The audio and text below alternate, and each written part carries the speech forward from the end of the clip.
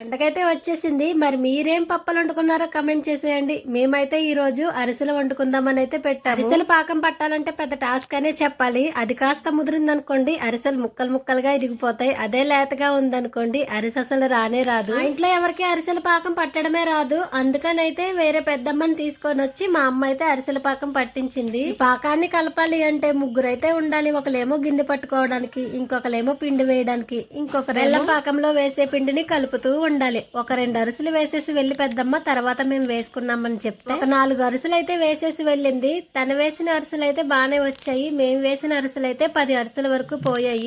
తర్వాత అయితే బానే వచ్చాయి. అవన్నీ అయితే లోపల పెట్టేసాంలేండి. ఏ అరిసెలో ఏమో గాని ఈ అరిసెలు చేయడానికి మాత్రం నైట్ 7 గంటలకు స్టార్ట్ చేసాము. ఒక పక్క నేను, మా అమ్మ, మా మావయ్య, మా చెల్లి నలుగురం కలిపి చేస్తే నైట్ 7 గంటలకు మొదలు పెట్టిన అరిసెలు తెల్లవారుజామున 3 గంటల వరకు చేస్తూనే ఉన్నాము. ఇంతకీ మీరేం పప్పాలు చేసుకున్నారు?